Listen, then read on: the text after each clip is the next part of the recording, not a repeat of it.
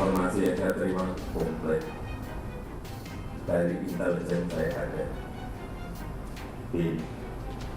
dari intelijen di Polri ada, dari intelijen di TNI saya punya, Pak Is.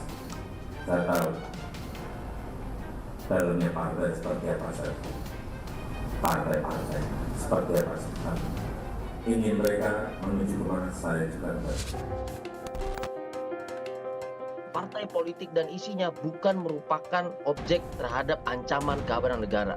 Jadi jangan sampai kita kembali ke masa lalu, kembali ke rezim Orde Baru, di mana satu pemimpin negara menguasai keseluruhan wilayah, baik publik maupun private di Indonesia.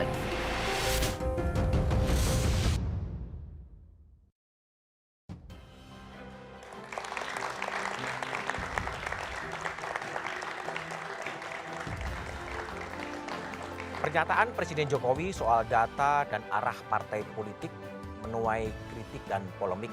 Sebagai kepala negara dan kepala pemerintahan, Jokowi dianggap kurang pantas menyampaikan hal itu di ruang publik dan muncul kecurigaan Jokowi menggunakan telik sandi negara di luar kepentingan bangsa. Sebagai seorang presiden, Jokowi memang berhak menerima laporan dan data dari semua badan intelijen milik negara. Namun data itu seharusnya untuk kepentingan pengambilan kebijakan, bukan untuk jadi alat menekan apalagi menebar ancaman. Sebenarnya apa alasan Jokowi menyampaikan perihal data dan arah partai politik di ruang publik? Apakah sekedar ingin menunjukkan kekuatan dan kekuasaan, atau Jokowi ingin menyampaikan pesan terkait pemilu tahun depan? Inilah Satu Meja The Forum, data intelijen partai politik jadi polemik. Siapa dibidik?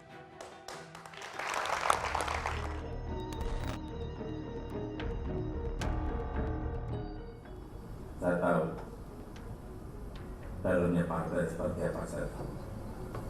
Saya pegang semua dan itu hanya miliknya Presiden.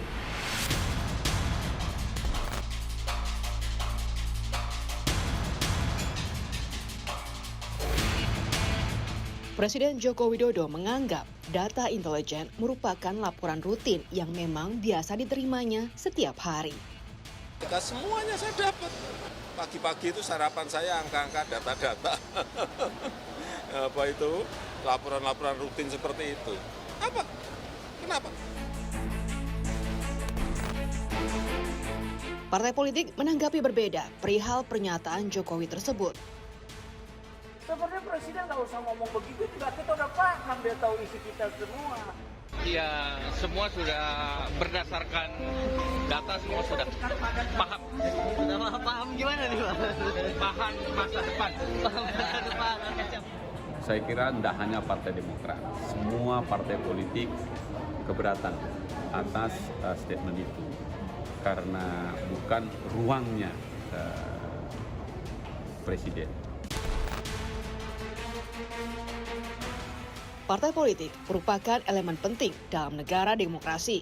Sehingga ketika data intelijen digunakan untuk mencari informasi partai politik, maka bisa terindikasi bentuk penyalahgunaan intelijen dan kekuasaan.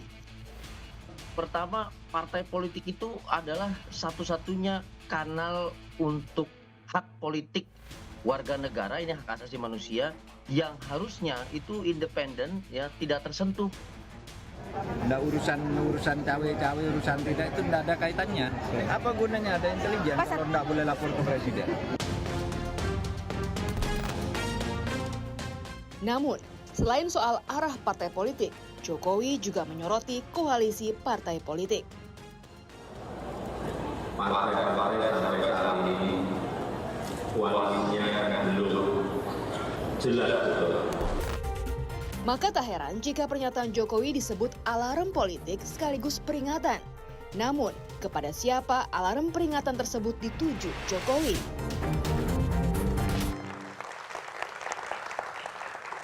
Data intelijen partai politik jadi polemik, itulah pernyataan Presiden Jokowi yang menimbulkan banyak penafsiran. Itulah yang akan saya bahas dengan sejumlah narasumber yang telah hadir di studio. Dari ujung sebelah kanan ada Pak Soleman Pontoh, malam Pak Soleman, Kepala Bais TNI 2011-2013. Di sebelah kanan saya ada Rambun Cahyo, Ketum Seknas Jokowi, malam Rambun. Di sebelah kiri saya ada Ketua Komisi 1 DPR Mutia Habib, malam Mbak Mutia. Dan ada tenaga ahli utama KSB Ridwan Habib, malam Mas Ridwan. Dan ada Usman Hamid, Direktur Eksekutif Amnesty International. Saya akan mulai dari Rambun. Rambun, itu Presiden itu bicara dalam acara Seknas Jokowi dan Anda hadir di situ ya? Ya. Konteksnya apa sebetulnya peringatan bahwa data parpol dimiliki, jangan tergesa-gesa, itu konteks pernyataannya apa sebetulnya? Ya kita udah dengar, mungkin sudah melihat pernyataan itu. Tapi sebenarnya kalau saya mau nambahin aja. Jadi konteksnya sih kalau yang saya lihat Pak Jokowi bilangnya yang tadi mengenai soal bahwa saya mendapatkan informasi dari intelijen semua, badan-badan intelijen yang ada, kepolisian, BAIS dan juga BIN. Tapi juga yang nggak disentuh adalah konteksnya adalah dia mengatakan juga oleh karena itu di ujungnya nih kita jangan salah pilih pemimpin. Nah mungkin saya letakin konteksnya gitu. Nah pada sebelum Pak Jokowi pidato ini kan saya yang pidato. Oke. Jadi pada waktu itu saya pidato sebenarnya kalau di dalam kesempatan ini kami menyampaikan mengenai kenapa kita Seknas Jokowi ini kan mendukung Ganjar. Oke. Ya kan? Jadi kita menjelaskan lah karena bagaimanapun kan Seknas Jokowi ini atribusinya kepada Pak Jokowi. Jadi kita belum kesempatan. Jadi saya jelaskan bahwa saya menjelaskan bahwa pilihan kepada Pak Mas Ganjar ini itu sebenarnya udah kita lakukan penelitian 2-3 tahun dan kita melihat benchmarking kita atau patokan kita adalah kepemimpinan cara kerjanya Pak Jokowi dan seterusnya dan soal keberlanjutan kita. Tapi intinya bahwa pidato itu lebih, kalau dari bacaan Rambun lebih merespon pidato Anda gitu? Ya kalau dari saya ngelihatnya begitu ya, ya mungkin GR. Tapi kira-kira karena sama ketika kita bicara soal konteksnya adalah kepemimpinan nasional. Gitu. Jadi kalau saya bilang intinya adalah kita nih udah ngelakuin sesuai dengan kalau tadi Pak Jokowi mengenai soal intelijen dan segala macam. Artinya memang kita nih dan tadi ya soal jangan salah memilih pimpinan nasional. Itu sebenarnya menurut saya konteksnya adalah ya kalau melakukan itu ya kita harus benar-benar periksa lah. Ini sebuah pilihan yang rasional. Gitu. Jadi menurut saya ya kita sih ngelihatnya begitu. Nah apakah kemudian itu membidik yang lain ya itu mungkin teka-tekinya Pak Jokowi ya. Teka-tekinya Pak Jokowi. Baik.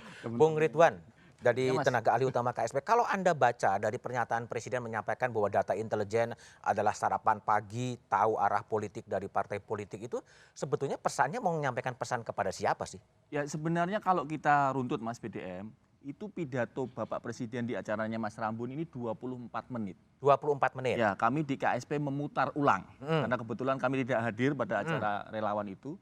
24 menit dan dibagi dalam 3 segmen utama. Segmen awal Bapak Presiden itu menjelaskan tentang pemimpin itu harus punya trust.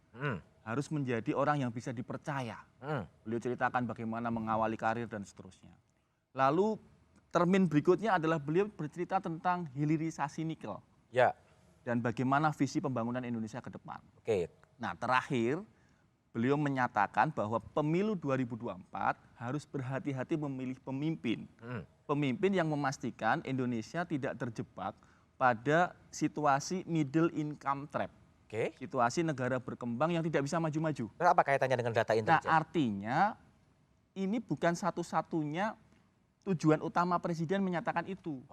Jadi konteksnya yang dipotong oleh teman-teman, mohon maaf, itu tidak utuh. Tidak utuh. Sehingga yang seolah-olah menjadi ribut adalah bagaimana Presiden memanfaatkan data. Padahal sama sekali tidak ada kata-kata itu sebenarnya. Beliau ingin menyatakan bahwa beliau memahami proses dan dinamika yang terjadi menjelang Pilpres 2024. Oke. Gitu Mas Bede. Baik, Usman, kalau Anda lihat sebagai aktivis hak asasi manusia pernyataan Presiden Jokowi di ruang publik bahwa dia punya semua data intelijen berkaitan dengan partai politik. Yang Anda baca sebetulnya apa dalam konteks itu? Yang saya baca justru arus mundur. Arus mundur? Yaitu menempatkan intelijen untuk pengawasan politik dalam kehidupan partai-partai. Yang sebenarnya sudah ditinggalkan seharusnya setelah adanya reformasi. Benar bahwa di dalam pidato itu keseluruhannya 24 menit. Tapi meskipun hanya 2 menit tentang data intelijen, itu ibarat nila merusak susu sebelanga. Gitu. Nilainya setitik, tapi merusak susu sebelanga. Dan benar tadi dikatakan juga bahwa di awalnya Pak Jokowi bercerita tentang awal karir. Dari wali kota, gubernur, sampai menjadi presiden. Lalu di akhir dia mau bilang bahwa untuk semuanya itu saya bisa mengetahui prediksi politik ke depan melalui data-data intelijen yang saya terima. Sebenarnya seorang presiden menerima data intelijen setiap hari itu hal yang wajar. Wajar. Tapi untuk laporan-laporan yang sifatnya sensitif, itu hanya bisa dibaca bersama kalau di Amerika dengan Dewan Keamanan Nasional, National Security Council. Kalau di dalam naskah akademik kita sebenarnya bersama DPR, khususnya Komisi 1, lebih khusus lagi Subkomisi 1 untuk bidang intelijen gitu. Karena end user dari data-data intelijen adalah Presiden dan DPR. Tapi kenapa ini disampaikan dalam ruang publik meskipun di acaranya Seknas dan kemudian publik mempunyai tafsiran sendiri? Maksudnya apa kira-kira? Yang pertanyaan awal dari diskusi satu meja, jangan-jangan itu mau unjuk kekuatan. Atau mau menebar ancaman kepada partai-partai politik yang tidak sejalan dengan presiden gitu, atau dengan Jokowi sebagai. Tapi spekulasi sekali itu Don dia. Sangat berspekulasi. Makanya itu kita ingin tahu sebenarnya data-data intelijen yang dimaksud itu tentang apa. Data intelijen yang tentang partai politik itu dari badan intelijen yang mana? Dari Badan Intelijen Keamanan Polri, BIK, atau dari Badan Intelijen Strategis, atau dari Badan Intelijen Negara. Kalau dari BIK, kenapa tidak tindakan-tindakan kriminal yang justru diawasi, bukan tindakan politik, bukan kegiatan politik. Kalau dari Badan Intelijen Strategis, itu urusannya luar negeri, perang, musuh asing. Apakah partai politik adalah musuh negara? Bukan. Jadi dalam Undang-Undang Intelijen jelas disebutkan bahwa informasi-informasi yang dikumpulkan itu untuk keperluan mendeteksi dan membangun peringatan dini tentang ancaman keamanan nasional. Apakah partai politik adalah ancaman keamanan nasional? Di era Orde Baru iya, di era kolonial iya, di era demokrasi terpimpin iya, di era Belanda, Jepang iya. Partai-partai politik diawasi. Tapi di era demokrasi mestinya tidak lagi. Mestinya tidak. Oke. Baik, Pak Soleman Pontoh sebagai Kepala BAIS 2011-2013. Kalau Pak Soleman Pontoh baca sebetulnya, apakah memang tugas dari, katakanlah dalam konteks ini adalah BAIS ya, memang kemudian memberikan laporan intelijen soal kondisi-kondisi partai politik? Semua yang terjadi di negeri ini dilaporkan lah. Semua terjadi dilaporkan? Tidak ada satupun kejadian di negeri ini yang tidak dilihat, yang tidak dilaporkan dan tidak ditulis. Semua tertulis. Tidak ada satupun. Termasuk arah partai politik dan sebagainya? Semuanya ditulis. Semuanya tertulis? Semua tertulis. Lalu semua kita catat. Lalu kenapa kemudian ini bisa menjadi kontroversi, menjadi muncul berbagai spekulasi, muncul berbagai polemik? Yang nggak tahu kenapa kok itu diributkan. Itu kan sudah dari dulu seperti itu. Hanya mungkin karena diungkap ke presiden ruang publik. Sekarang Mbak, coba cabai keriting. Di seluruh pasar induk itu kita laporkan jam 8 pagi sampai jam 8 malam. Kan orang nggak tahu coba. Itu aja kita laporkan, apalagi yang lain-lain. Itu contoh, itu contoh. Tapi mungkin juga ini tadi Usman tadi bilang ya, mengatakan bahwa soal ancaman nasional. Keamanan nasional. Soal keamanan nasional. Tapi kalau kita lihat undang-undangnya, kalau kita lihat secara utuh, definisi intelijen itu nomor 1 tuh. Itu disebut bahwa bukan hanya keamanan nasional itu di ujungnya. Tapi itu juga data-data dan itu untuk pengambilan kebijakan, untuk pengambilan untuk menentukan kebijakan, strategi nasional, terus menentukan juga hal-hal yang lain ya. Jadi pengambilan keputusan bagi pemerintah. Jadi dan di situ dibilang dan itu termasuk yang tadi di ujung ini kan ancaman. Nah, mungkin menurut saya ini yang bikin keributan kan yang selalu di kemarin juga saya juga mendengar hal yang sama, ancaman nasionalnya. Terus kemudian menimbulkan apakah partai politik ancaman nasional? Menurut saya itu menurut saya nggak bisa dilihat sepotong-sepotong. Harus dilihat secara keseluruhan. Kalau mau dibilang kenapa itu diberikan ke publik misalnya, ya itu nggak ada larangan juga gitu. Nggak ada larangan, dia tidak terus benar. Betul, tapi tidak ada larangan. Dia tidak mengungkapkan soal kerahasiaan. Dia hanya mengatakan seperti tadi Pak Pontoh, bahwa dia itu kan transparan juga. Bahwa saya menerima laporan tiap hari, termasuk soal partai politik. Kenapa? Karena konteksnya. Kalau itu pernyataan yang kedua. Biar saya selesai dulu. Karena yang dia sebutkan tuh konteksnya adalah memang 2024 soal pilpres yang cukup sensitif. Jadi kalau kita sih ngelihatnya biasa aja gitu ya kan. Dan juga jangan begini juga, wah ini ancaman nasional kita udah bakalan jadi melakukan Orde Baru. 9 tahun dia dicaci maki. Apa yang dia lakukan? Nggak ada. Ngelaporin polisi malah bilang kita maafin. Jadi nggak ada track record. Jadi jangan jump to conclusion. Itu yang paling penting. Baik. Tapi saya ingin minta pandangan dari Mutia Hafid dari Komisi 1 DPR soal pernyataan publik dari Presiden Jokowi soal data intelijen. Tapi jawabannya setelah jeda berikut ini.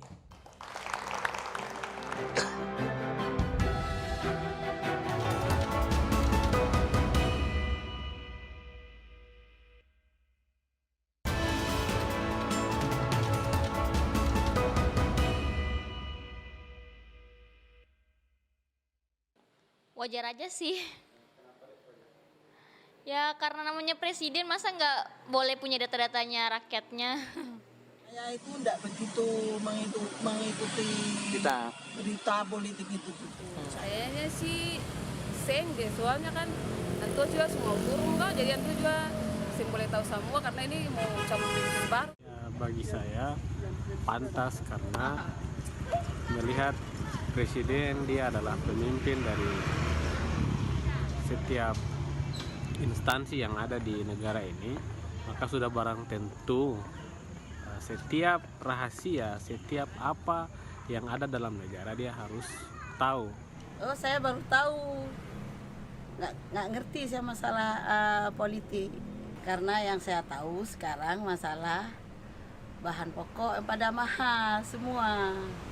Kalau untuk saya pribadi ya, dia selaku orang nomor satu di Republik Indonesia, dia punya hak ya, hak veto pusat kuasa lah untuk mengetahui hal itu karena dia yang mengatur negara ini begitu diberi kekuasaan oleh warga negara Indonesia. Itulah respon dari warga yang kadang tidak mengetahui, tapi aspirasinya juga justru yang diperhatikan adalah bagaimana harga-harga yang begitu mahal. Saya ingin minta pandangan Mutia Hafid, Ketua Komisi 1 DPR yang membidangi soal intelijen. Gimana Mutia sebagai DPR memandang pernyataan terbuka dari Presiden mengatakan memiliki semua data-data intelijen soal arah koalisi partai politik? Ya memang belum ada pelanggaran apapun di situ ya Mas. Baik itu oleh penyelenggara intelijen, BIN sebagai yang melakukan fungsi koordinasi dari seluruh lembaga-lembaga yang melakukan fungsi intelijen, maupun Presiden sebagai usernya. Karena tidak ada data yang dibocorkan. Tidak ada penyampaian spesifik mengenai data-data yang itu tadi lingkupnya adalah rahasia. Bahwa itu kemudian disampaikan ke publik, saya rasa itu justru transparan. Jadi kalau kita khawatir orang akan melakukan hal yang negatif gitu ya Mas, kan orang nggak akan ngomong duluan gitu. Jadi bahwa beliau secara terbuka mengatakan saya punya data-data intelijen mengenai perkembangan politik, itu menurut saya hal yang wajar dan justru itu membuka sebuah diskursus seperti yang kita lakukan malam ini, yang membuat beliau juga bisa kita lihat membuka untuk pengawasan, bahwa kemudian ada Mas Usman yang bisa kemudian mulai waspada dan kemudian melihat dari percakapan beliau. Saya rasa itu malah bagus ya Mas. Malah bagus ya? Malah ada bagusnya gitu. Oke. Polemik dalam sebuah waktu politik seperti ini justru menjadi salah satu dari pendidikan politik. Sekaligus saya ingin juga menitipkan bahwa karena ini mumpung topiknya tentang intelijen. Dan saya senang karena biasanya orang nggak terlalu paham nih Mas, tabu diomongin, dan kita membahas di sini. Saya apresiasi sekali satu meja yang sekarang sudah berubah jadi banyak meja. Terakhir saya di sini satu meja beneran. Memang benar dikatakan bahwa seluruh deteksi dini dengan lingkup apapun, tidak hanya politik tapi ekonomi, seperti tadi ada seorang ibu yang mengatakan aku nih nggak ngerti politik, ekonomi, itu juga dilakukan seperti kata mantan Pak Kabais tadi. Kemudian juga bahkan sosial, budaya, pendidikan, semua sektor itu dilakukan deteksi dini dan kemudian dilaporkan.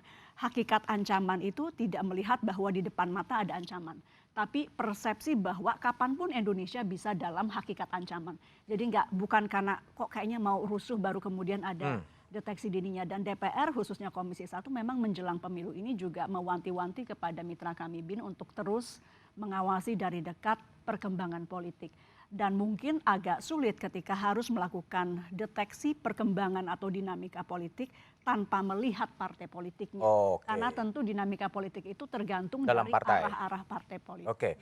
Usman, jadi Anda ini kekhawatirannya terlalu berlebihan atau gimana sih? Nggak ada yang dilanggar dan memang Presiden memang tadi Pak Sulaiman Pontoh mengatakan cabai keriting pun harganya dia tahu gitu loh. Kekhawatiran Anda seperti apa sebetulnya? Ya sebenarnya di dalam partai politik kan beragam ya. Tadi kita lihat juga Partai Demokrat punya pandangan yang sama-sama waspada gitu. Saya kira kewaspadaan itu tetap penting untuk memastikan bahwa tidak ada intervensi di dalam kehidupan partai politik. Tidak ada ancaman terhadap partai politik untuk berkoalisi. tidak ada penundukan oposisi. Ya. Ini banyak sejarahnya di zaman kabinet Syahrir itu antara kabinet koalisi pemerintah dan koalisi oposisi sampai menyalahgunakan intelijen untuk menculik Syahrir misalnya gitu. Tahun 2004 pemilihan langsung yang pertama kali, ya hanya 2 pekan sebelum pemilihan presiden putaran kedua itu meledak kedutaan bom di depan kedutaan Australia. 2 hari sebelum itu pembunuhan Munir melibatkan orang-orang intelijen. Nah, yang sebenarnya dipentingkan oleh Undang-Undang Intelijen adalah memastikan bahwa ancaman keamanan nasional itu perlu bisa dideteksi, baik yang bersifat potensial maupun yang nyata. Tadi Mbak Metia betul sekali bahwa bukan hanya yang nyata di depan mata, tetapi yang sifatnya potensial. Meskipun bentuk-bentuknya disebut secara rinci itu, misalnya spionase, terorisme, separatisme gitu. Jadi memang hal-hal yang memang berkaitan dengan keamanan nasional. Keamanan nasional itu apa? Integritas teritorial negara atau keselamatan segenap bangsa misalnya atau kedaulatan negara gitu. Jadi hal-hal yang memang besar sekali gitu. Sebenarnya yang salah dari pandangan-pandangan yang mengatakan itu tidak masalah kan seolah kok presiden nggak boleh terima data? Boleh memang. Boleh. Dan kami tidak mempersoalkan bahwa presiden tidak boleh menerima data intelijen. Boleh, itu tiap hari briefing di presiden dimanapun seperti itu. Yang kita pertanyakan adalah tentang data intelijen partai politik itu. Nah ini yang saya kira perlu digali lebih jauh. Dan Komisi 1 sebenarnya nggak ada salahnya untuk menggali misalnya data intelijen yang dimaksud oleh presiden itu apa. Karena kan forum itu bukan forum Dewan Keamanan Nasional atau forum Dewan Pertahanan Negara yang juga belum kunjung dibentuk. Bukan forum DPR juga gitu ya. Melainkan forum relawan yang partisan sebenarnya hanya berafiliasi ke dalam calon presiden tertentu. Jadi orang wajar curiga jangan-jangan presiden mau cawe-cawe lagi nih. Ya kan apalagi anaknya juga digadang-gadang menjadi cawapres dari salah satu bakal calon presiden. Jadi kecurigaan semacam itu, politisasi terhadap data intelijen atau politisasi badan intelijen menjadi wajar menurut saya. Jadi wajar, baik. Pak Pontoh, jadi kalau Pak Pontoh kan kembali di 2013 ya, menjelang pemilu 2014. Apakah juga Bais pada waktu itu juga meneliti arah dukungan dari partai-partai politik? Iyalah semua. Semua? Tapi begini Pak, jangan lupa. Intelijen itu bagi seorang pemimpin, misal saya komandan. Saya sudah punya namanya intelijen dasar. Itu 60% dari situasi yang akan dilihat. Sehingga saya akan mencari hanya 40% dari intelijen itu. Saya akan mengeluarkan namanya UUK, unsur utama keterangan, yang untuk mendapatkan 40% itu. Jadi kalaupun presiden mengomong itu, jangan salahkan itu data dari intelijen, enggak. 60% sudah ada di otak beliau. Sehingga hanya 40%. Yang masuk dari intelijen. Itu. Jadi kalaupun kita kasih yang banyak, tapi kalau itu tidak menarik perhatian beliau, tidak ada intelijen dasar di kepala beliau, itu nggak akan ada manfaat. Tapi kalau Pak Pontoh lihat ketika Pak Jokowi mengatakan semua data intelijen dia miliki soal arah koalisi partai politik, sebetulnya ini mau disampaikan kepada siapa sih sebetulnya? Ya dia cuma kasih tahu saya dapat. Daripada dia bilang saya tidak mendapat dari orang-orang ini, kan kacau. Jadi dia ini kalau menurut saya beliau ini mungkin berterima kasih saya sudah dapat dari Bais, saya dapat dari polisi, saya dapat. Dan saya senang dengar iya betul Bais masih ngasih. Walaupun itu hanya menyumbang 40% dari keputusan beliau. Jadi keputusan beliau jangan disalahkan itu intelijen, enggak. Oke. Bung Ridwan, jadi ini kekhawatirannya Usman tadi kan bahwa ada kekhawatiran bahwa ini bisa ada peluang untuk disalahgunakan untuk kepentingan apapun, apakah intelijen penegakan hukum atau apapun. Gimana Bung Ridwan menjawab kekhawatiran publik? Begini, Presiden sudah berulang kali menegaskan bahwa untuk urusan Pilpres 2024 itu adalah urusan parpol dan koalisi parpol. Kemarin beliau di Pasar Induk Jatinegara ditanya hal yang sama. Lalu beliau menjawab itu urusan parpol, bukan urusan presiden. Lalu beliau berkunjung ke Pindad. Kebetulan karena Menteri Pertahanannya Pak Prabowo, Pindad kan BUMN pertahanannya, jadi ikut beliau. Lalu ditanya lagi, dan beliau juga menyampaikan lagi bahwa urusan Pilpres itu urusannya parpol dan koalisi parpol. Artinya begini, kekhawatiran bahwa Presiden menggunakan institusi intelijen untuk operasi politik pribadi, saya kira berlebihan, Bang Usman. Karena juga Komisi 1 kan punya hak untuk melakukan pengawasan, walaupun hari ini kita memang belum punya. Seperti di Amerika Serikat misalnya Intelligence Oversight Committee yang memang khusus melekat mengawasi intelijen, tapi fungsi itu ada di Mbak Mutia dan kawan-kawan di Komisi 1. Artinya Bang BDM di pasal 31 Ada satu Undang-undang intelijen. Undang-undang intelijen itu ada wewenang Badan Intelijen Negara untuk mencegah ancaman terhadap ideologi, politik, ekonomi, dan seterusnya. Ideologi dalam hal ini juga mencegah supaya partai politik yang berkontestasi di Pilpres 2024 itu tidak tersusupi oleh ideologi lain yang membahayakan Pancasila dan NKRI. Jadi konteksnya jangan kemudian memandang partai politik sebagai ancaman, tetapi intelijen dalam konteks bernegara melindungi partai politik sebagai bagian dari pilar demokrasi. Melindungi partai politik. Ya, Untuk supaya itulah kemudian diinteli. berkontestasi dengan baik di iklim yang demokrasi yang sehat. Sehingga kemudian karakteristiknya jangan seolah-olah memandangnya terbalik begitu. Bang. Baik. Jadi bagaimana sebetulnya arah dan pesan yang akan disampaikan oleh Presiden Jokowi dan siapa kemudian pesan itu akan disampaikan? Jeda setelah berikut ini.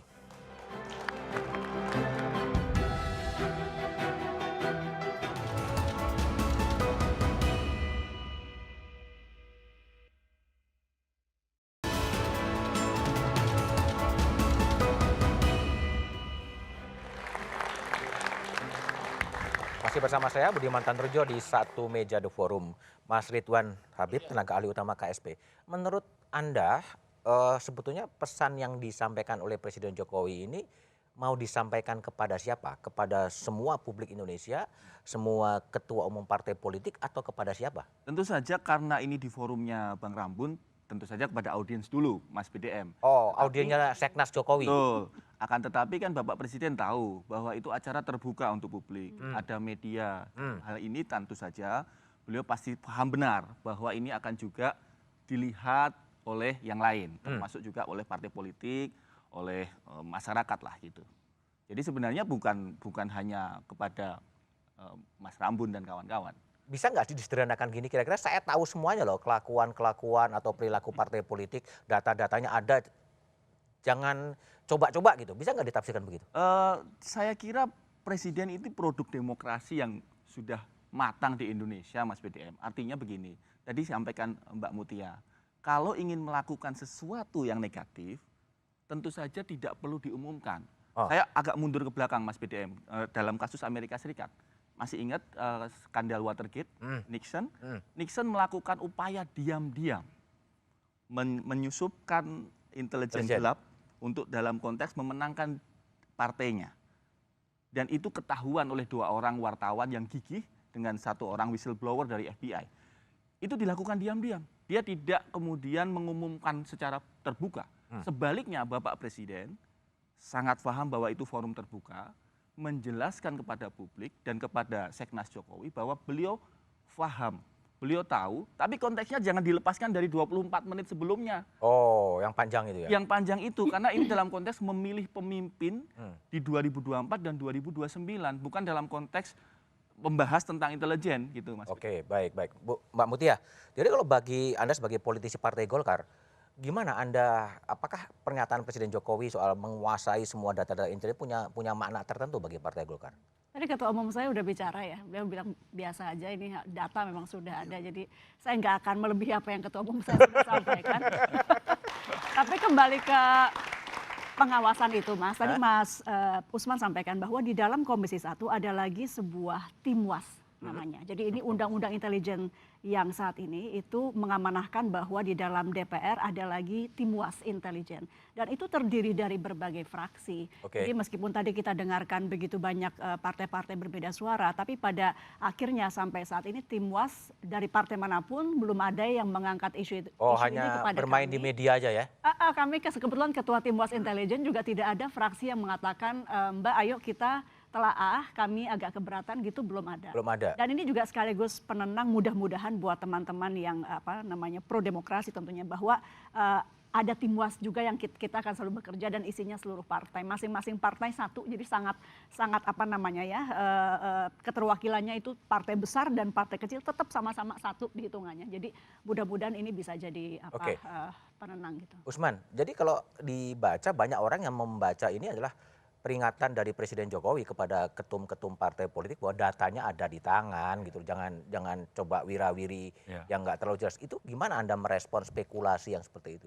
Ya, itu yang saya kira harusnya kita jujur. Jadi nggak perlu terlalu jauh-jauh. Misalnya, ini maksudnya adalah membangun kekhawatiran, membangun kewaspadaan supaya partai tidak memiliki ideologi tertentu seperti yang Mas Ridwan bilang itu, saya kira terlalu ngada-ngada lah. Karena pernyataannya jelas kok yang dimaksud itu soal pemilu ini kan gitu. Nah, yang perlu ditegaskan adalah partai politik itu punya kedaulatan penuh di dalam berdemokrasi di Indonesia. Teorinya.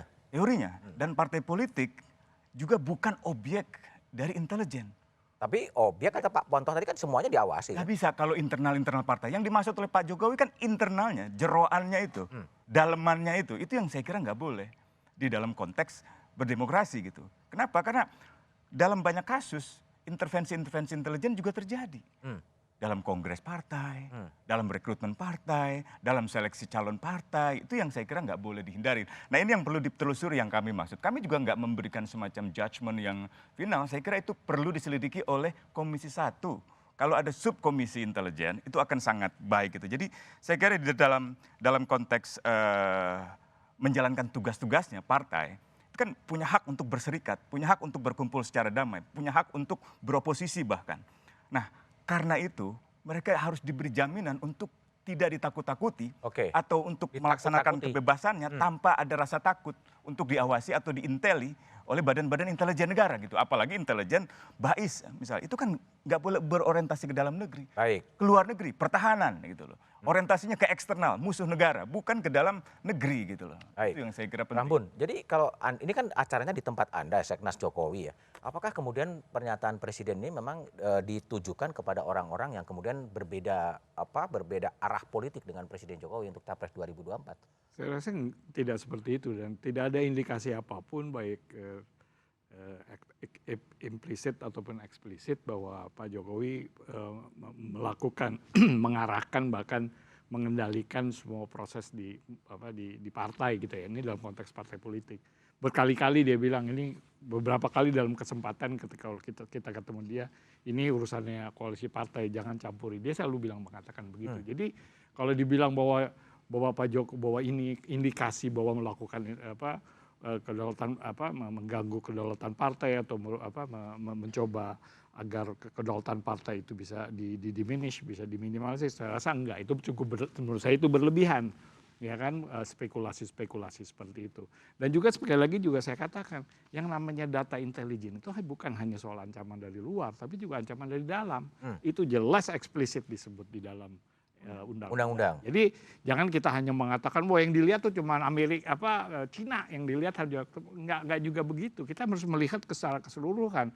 Dan ternyata faktor instabilitas di dalam negeri kita dalam beberapa tahun terakhir ini datang dari baik dari luar, yang kebanyakan juga datang dari dalam. Jadi apakah aspek-aspeknya, seluruh aspek saya sih mengasumsikan mungkin Pak Ponto bisa seluruh aspek kehidupan di negeri ini pasti dipantau gitu. Kita juga tahu waktu zaman kita juga kita semua dipantau satu persatu. Baik. Jadi buat saya, jadi menurut saya, jadi kalau yang kita bilang bahwa nggak ada indikasi, jadi kita hanya jangan ngeloncat gitu mengatakan bahwa ini Pak Jokowi lagi ada spekulasi seperti itu. Nah, kita tadi Mbak Mutia tadi udah menjelaskan, menenangkan lah. Sebenarnya itu nggak ada gitu. Jadi memang ini ada polemik di luar aja. Tapi kalau nggak ada polemik kan juga nggak seru. Nggak seru. Jadi warming up. Pak Ponto. Jadi kalau Pak Ponto baca, memang agak jarang sih. Saya tahu lah data arah politik itu diungkapkan. Sebenarnya ini kalau Pak Ponto baca sebagai mantan Kabais, ini pesan ini ditujukan kepada hanya mengatakan saya tahu semuanya atau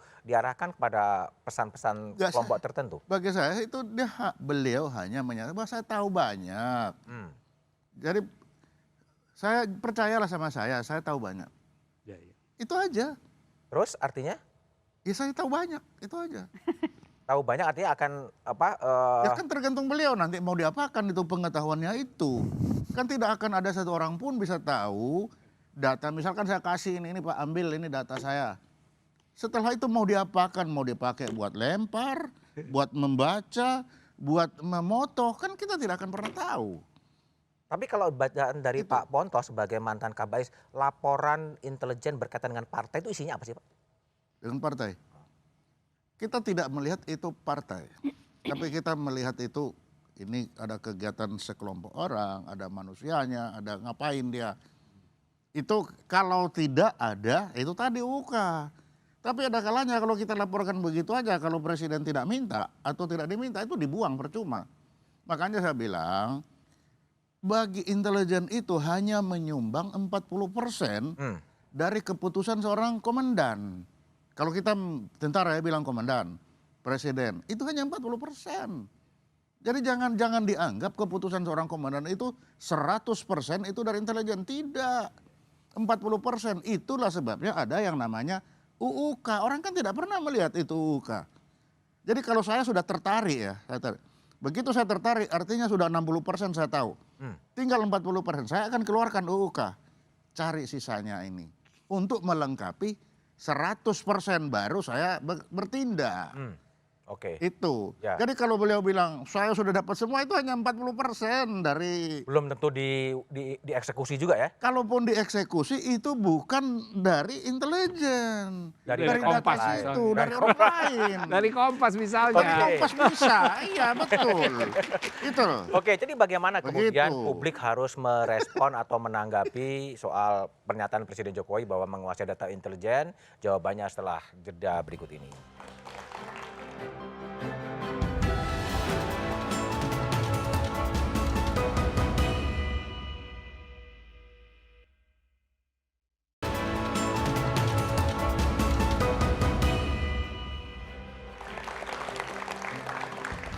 Masih bersama saya Budiman Tantojo di Satu Meja The Forum. Rambun, ada ahli yang melihat mengirim tulisan bahwa apa yang disampaikan oleh Presiden Jokowi di acara Seknas adalah sebuah skandal politik.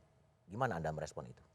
Pertama-tama sih menurut saya sang ahli ini nggak baca undang-undangnya dengan benar, gitu. Jadi ngeliat sepotong-sepotong dan buat interpretasi-interpretasi yang menurut saya agak suka-suka gitu ya. Jadi artinya harusnya melihat ini kalau udah sampai skandal kan berarti ada case. Kalau ada case kan berarti harus ada pembuktian.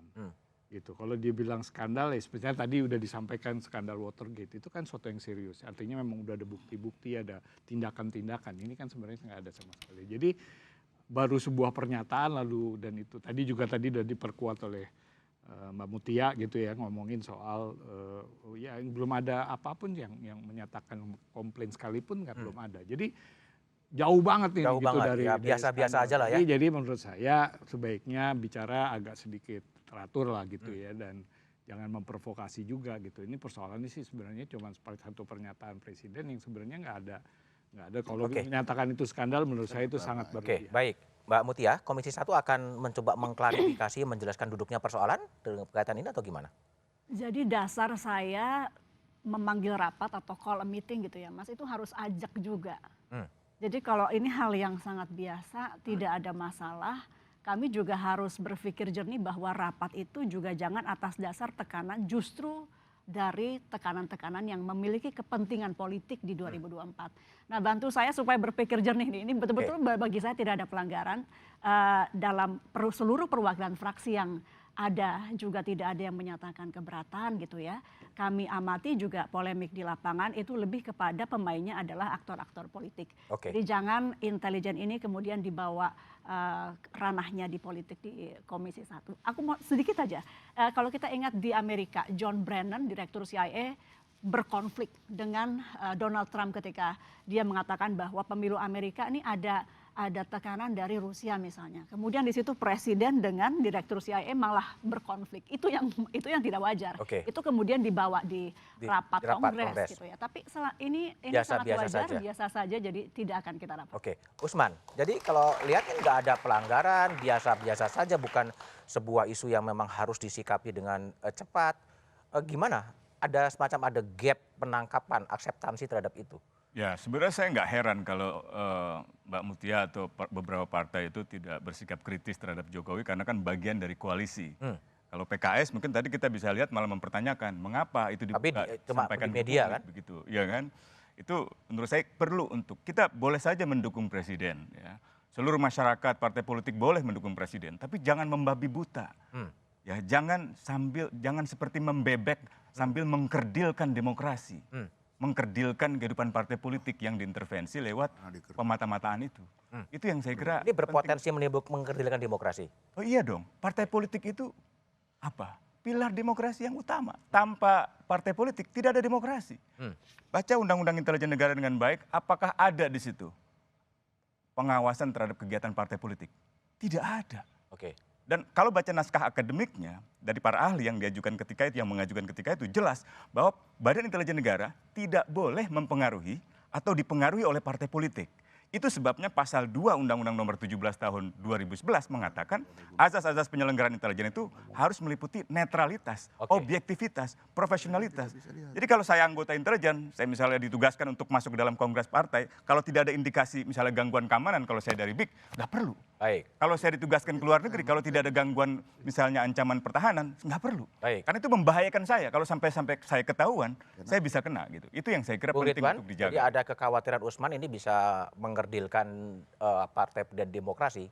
Gimana Istana merespon itu? Ya tentu saja terima kasih. Kami kantor staf presiden sangat terbuka dengan semua kritik. Kami sudah catat apa-apa poin-poin penting, terutama dari Bang Usman. Dan tentu saja ini menjadi bagian penting dalam pendewasaan demokrasi, Mas BDM. Coba begini, kita tinggal 146 hari BDM, menjelang pemilu. Dan Presiden berulang kali menegaskan bahwa proses pemilu harus berjalan lancar dan baik. Kami melihat bahwa proses demokrasi sudah berjalan baik. Jadi kekhawatiran, ketakutan, menurut saya yang mengada-ngada malah Bang Usman. Kekhawatiran bahwa kemudian intelijen akan mengatur, oh partai politik kamu ke sana, partai politik kamu ke sini. Itu menurut saya yang mengada-ngada Bang Usman. Kita melihat prosesnya berjalan baik. Tidak kemudian ada sesuatu yang setback. Kembali ke era Orde Baru. Jadi terima kasih tapi sekali lagi dengan kritik-kritik ini dan moga-moga akan menjadi baik buat kita semua. Baik, baik. Bung Sleman, Pak Sleman terakhir, tadi Bung Hamid mengatakan bahwa ada yang terlalu ketakutan atau halusinasi atau spekulasi berlebihan. Sebaiknya pernyataan ini disikapinya gimana? Ya sikapi biasa-biasa saja. Biasa saja? Tidak ada apa-apa karena mau ditakuti, tidak ditakuti, intelijen itu tetap bekerja. Dan prinsip intelijen tidak kelihatan, belum tentu dia tidak ada. Kalau ada pun, belum tentu itu bentuknya. Lalu mau diapain? Mau ditakuti? Kalau ditakuti ya belum tentu dia ada kok. Nggak ditakuti ya dia juga bisa ada. Jadi ya biasa-biasa saja. Biasa-biasa saja? Iya. Mendingan tadi dari warga tuh mengatakan cabai keriting. Gitu Iya betul. Dan itu saya laporan pagi jam 8 pagi, jam 8 malam cabai keriting di seluruh pasar induk. Kita laporin itu. Tapi nanti di belakang itu kan kita akan dapat banyak. Kenapa hari ini naik besok enggak? Itu kan gampang. Dan tukang cabai keriting dan tukang cabai keriting itu juga pilar demokrasi, bukan cuma partai politik. Bukan hanya partai politik. Iya, kan itu voter. Nggak usah takut lah. Nggak usah takut ya. Oke, baik Pak Ponto, Bung Rambun, Mbak Mutia, Bung Ridwan dan Usman tidak perlu takut dengan pernyataan dari Presiden Jokowi. Data-data intelijen yang dimiliki Presiden Jokowi selayaknya digunakan untuk memastikan gelaran pemilu serentak 14 Februari 2024 berjalan sesuai tahapan. Pemilu yang demokratis seyogyanya memberikan ruang kepada calon pemimpin bangsa menyampaikan gagasannya kepada publik dan membiarkan rakyat dengan bebas menjatuhkan pilihannya. Menjadi tugas Presiden untuk mengawal proses transisi kekuasaan berjalan dengan baik. Demikian Satu Meja The Forum malam ini. Tetap saksikan Kompas TV untuk mengupdate informasi seputar pemilu hanya di Kompas TV, independen, terpercaya. Sampai jumpa pekan depan. Selamat malam dan terima kasih.